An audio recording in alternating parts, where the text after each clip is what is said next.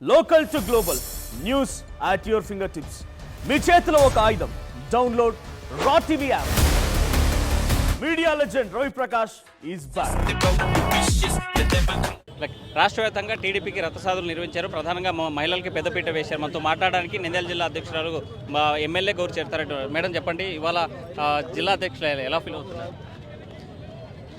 చాలా సంతోషంగా ఉంది. అనుకోకుండా నాకు ఈ పదవి వచ్చింది. నేను ఏ రోజు అనుకోలేదు. మాది మొదటనే పాణ్యం నియోజకవర్గము, స్టేట్లోనే చాలా పెద్ద నియోజకవర్గము. ఇక్కడనే మేము రోజు మా పనులన్నీ నిర్వర్తిస్తూ ఉంటాము.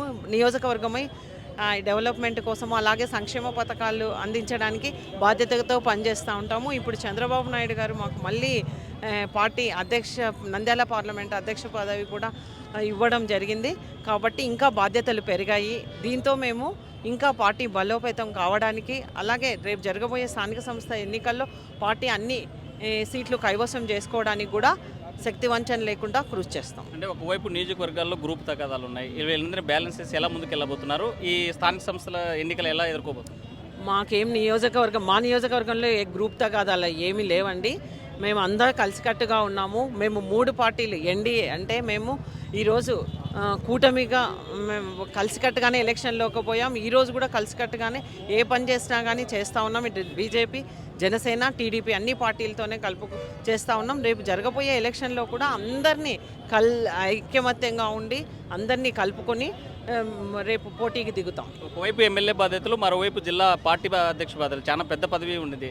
ఎలా బ్యాలెన్స్ చేయబోతుంది?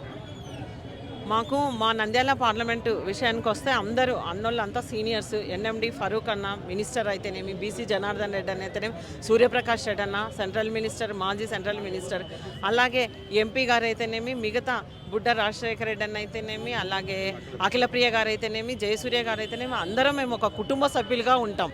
కాబట్టి ఏ సమస్య వచ్చినా మేము మాల్లోనే కూర్చొని పరిష్కారం చేసుకుంటాం. అంతేకాకుండా మా మధ్య ఎలాంటి సమస్యలు లేవు.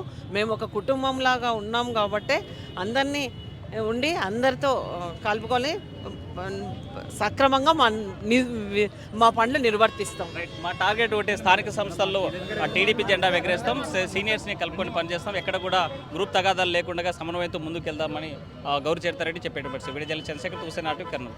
మరిన్ని వీడియోస్ కోసం ఛానల్ ని సబ్స్క్రైబ్ చేయండి. లేటెస్ట్ అప్డేట్స్ కోసం వాట్సాప్ ఛానల్ ని ఫాలో చేయండి. అండ్ లింక్ డిస్క్రిప్షన్ లో ఉంది.